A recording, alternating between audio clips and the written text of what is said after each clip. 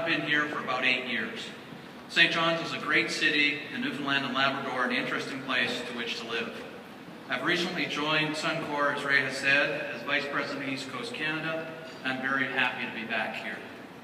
I've really enjoyed Mr. Crosby's front row perspective on the genesis of the Atlantic Accord. As Mr. Crosby has so eloquently demonstrated, the establishment of our industry relied in large part on collaboration and cooperation among all parties, including government and the business community. The steps taken in these early days allowed companies such as ours to gain a foothold in this exciting new basin and set the stage for the prosperity we all enjoy today. As we reflect on the theme of this year's conference, our home, our energy, our future, it is both fitting and instructive to hear the reflections on our history by a man who was not only there during the formative years, but played a significant role in shaping and developing this industry. It's a truism that bears remembering. To know where you are and where you are going, you have to know where you came from. So thank you, Mr. Crosby, for your insights on where we all came from. Before I get into the details, I want you to spend the next 15 minutes reading the fine print. This is just a standard disclaimer that essentially says that some information I'm about to present may change over time. So who is Suncor? Suncor is an energy pioneer in Canada, not only in the oil sands, but also in the Newfoundland and Labrador offshore.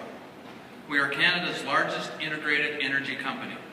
We're known for our leadership in the oil sands, but we also have a presence across the full value chain, including conventional and offshore exploration and production, and refining and marketing.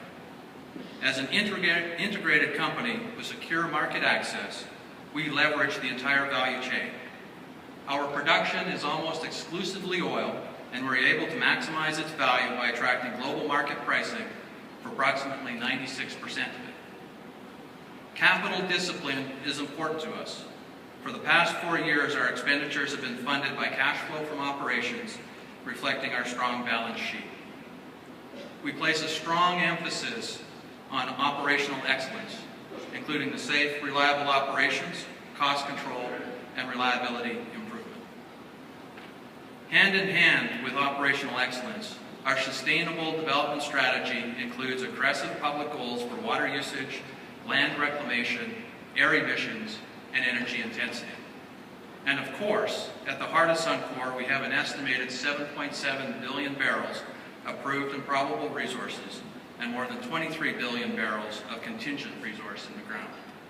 This translates to over 35 years of production at current rates, and we plan to continue growing production. This resource base truly sets us apart from our competitors. We are based in Canada, but have an international assets and operations which are managed within our exploration and production business. Of particular interest are our operated and non-operated offshore exploration and production in Norway and the UK, as well as here in East Coast Canada. Until very recently, our interests were solely centered on Newfoundland and Labrador, but as many of you have likely heard, we have also farmed into some non-operated licenses offshore Nova Scotia. We have approximately 14,000 employees worldwide and had just over 500,000 barrels of oil equivalent production per day in 2013, when our operating earnings were $4.7 billion. A major indicator of our strength of our business is our focus on investing, not only in sustaining operations, but in growth. In 2013, $6.4 billion in capital, of which $2.7 billion, or 42%, was targeted for growth projects. Our 2014 capital program is even larger, estimated at $7.8 billion, with more than $4 billion, or 54%, allocated for growth projects. And the exploration and production business attracts approximately $2 billion, or 44%, of our total growth capital this year. Expenditures continue to underline the importance of the East Coast business to Suncor. In 2014, we will account for more than half, or approximately $1.1 billion, of E&P's capital spending of $2 billion, and most of that is for growth. This will be reflected in all 4 of our joint venture assets, Hibernia, White Rose, Hebron, and of course Terra Nova in which we operate. We have a significant working interest in all major fields and remain the operator with the largest share of production in the province. And as a result, we are also the largest royalty payer. All of these assets are important to us, and we work hard to effectively manage our interests. And as the operators will explain, the White Rose extensions, the Hibernia Southern Extension Unit, and Hebron have significant progress milestones upcoming this year. Our highly skilled employees contribute greatly to our success. More than 1,000 people are continuously employed at Terra Nova, offshore and onshore, both directly and indirectly. 91% are residents of Newfoundland and Labrador, an increase of 8% since the start of oil production at Terra Nova in 2002.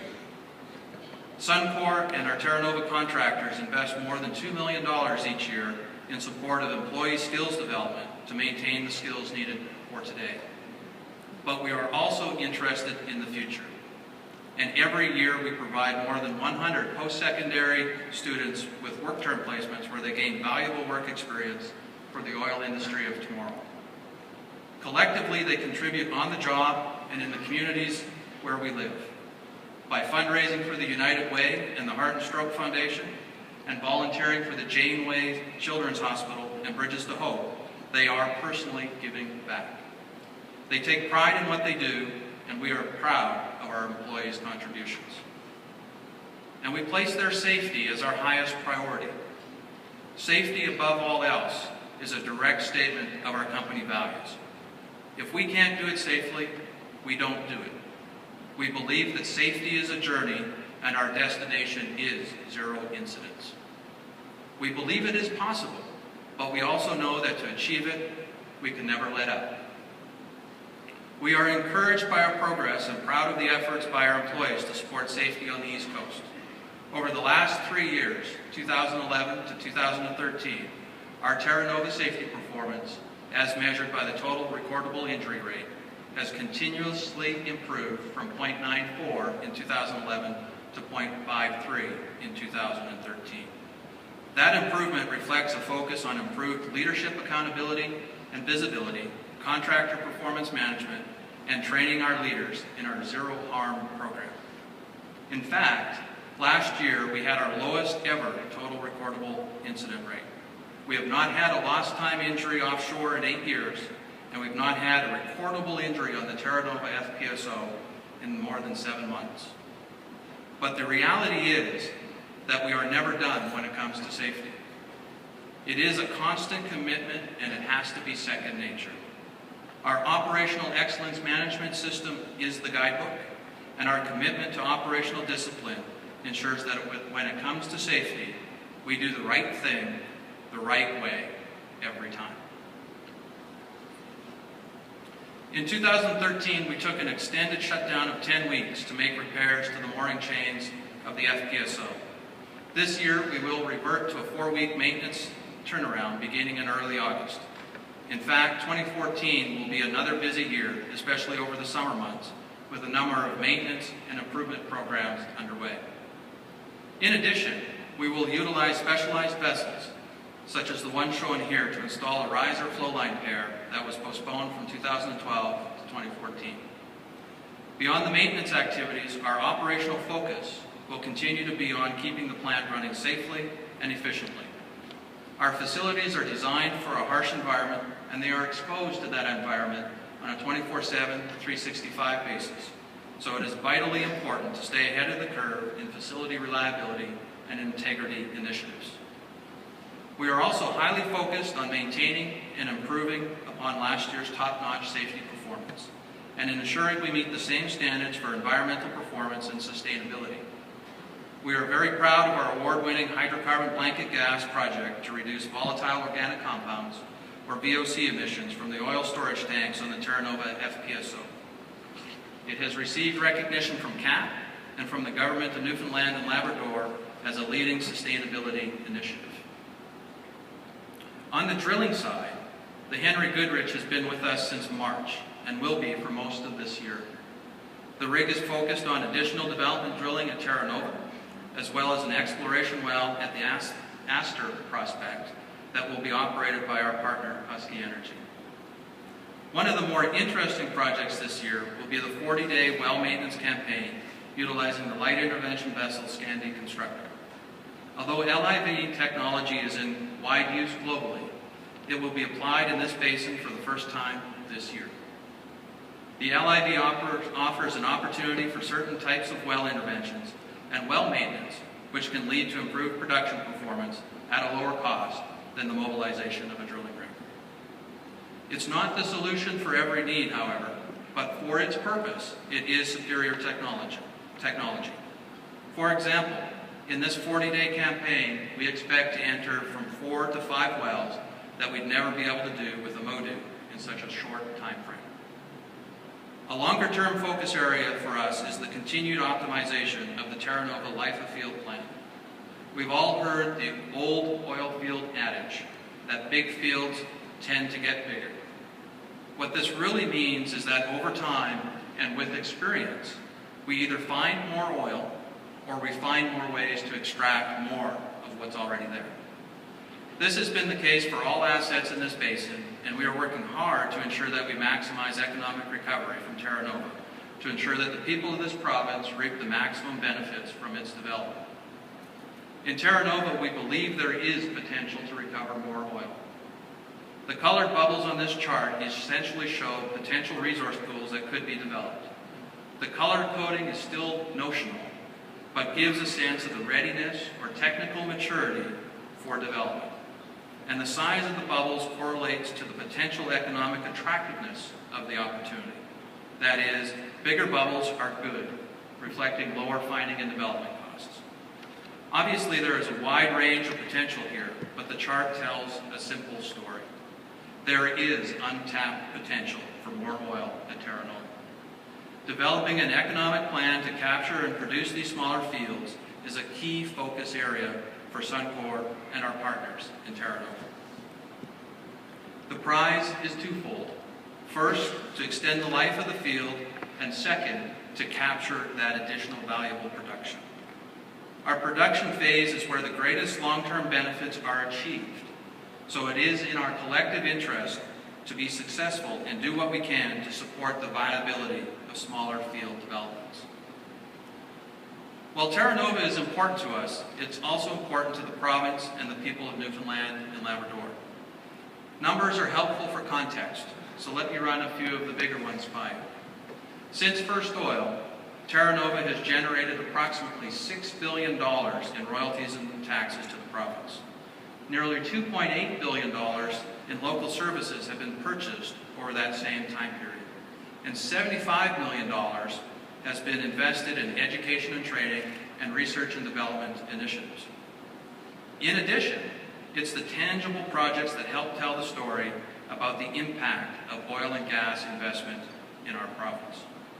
For example, Seacor's Centre for Arctic Resource Development was supported in part by a $6.25 million financial contribution from Terra Nova and a further $6.25 million investment from Hibernia.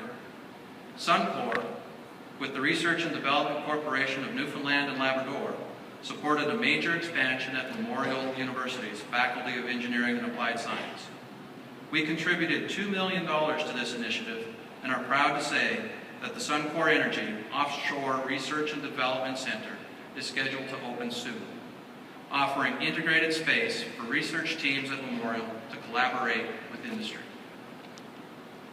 We continue to invest in the future of offshore research in the province as we recently established a $3.7 million collaborative research partnership with Memorial's Faculty of Engineering and Applied Science and Faculty of Science to conduct leading-edge research associated with offshore reservoir souring.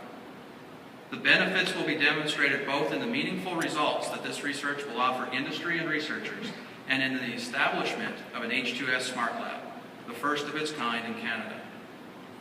In addition to these and many other initiatives, Suncor is committed to over $8.5 million to participate in more than 25 joint industry projects in the province, with a focus on reducing health, safety, and environmental risks for operations in harsh environments. And we continue to support skills, knowledge development, and education opportunities through community partnerships with such organizations as the Suncor Fluvarium, the Newfoundland Symphony Orchestra, and Women in Engineering and Science to enhance the development of individual, industry, institutional, and community capacities within the province. Going forward, Suncor and Terra Nova plan to continue contributing to a lasting economic legacy for the people of Newfoundland and Labrador. Either directly or indirectly, these benefits arise from the Atlantic Accord legislation and enabled us to develop a viable industry where there was none until 25 years ago.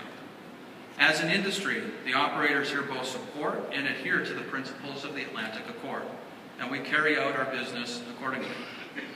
As a result, we have developed a highly trained workforce to sustain the operated projects. We have fostered the growth of capable contractors and suppliers who not only also employ people, but also ensure that we are able to keep our operations going safely and reliably. Equally important, as our industry has matured, some of them have been able to transfer the expertise and knowledge gained in Newfoundland and Labrador to other locations in Canada and the world. In other words, to become competitive on a global scale. These are long-term benefits derived from long-term production, and they underline the importance and value of bringing capital projects online as quickly as possible and at reasonable costs. Because the sooner production begins and the longer it continues, the better it is for all of us. The better it is for all of us. The companies making the capital investment, the governments who oversee the resource, and the people of the province. When it comes to future projects, such as the potential field extensions I described for Terra Nova, or others that may not yet be on the drawing board, we need to ensure that they get developed if we are to maximize the benefits from the resource. We also need to recognize that cost will be a key consideration in decisions about future development. In fact, rising development costs may negatively impact ultimate development potential and benefits to the province. This is important for both the smaller marginal field developments as well as for larger greenfield projects. Because the bottom line is that if fields don't get developed, we don't get to the operation phase, which is where the vast majority of developmental benefits are realized. So what can we do about this? We all need to be very cost conscious, and we need to drive for world-class efficiency.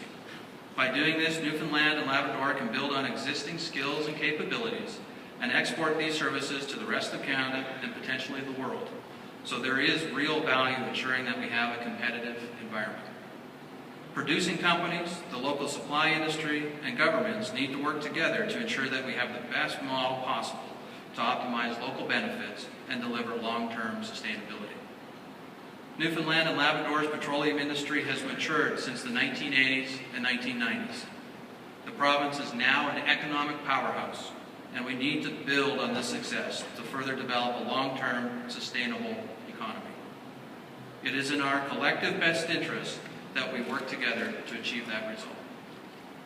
Many jurisdictions jumpstart industry development with detailed local requirements, but the most successful ones evolve over time to ensure that trade barriers are minimized and competitiveness is maximized. Just look at the success of the Norwegian and UK service sectors, where much of the supply community has leveraged its expertise to serve a broader international client base. Suncor is completely committed to its current operations in Newfoundland and Labrador and has aspirations to grow in this province. That is why we advocate for the need to tackle this very difficult issue. There is no playbook.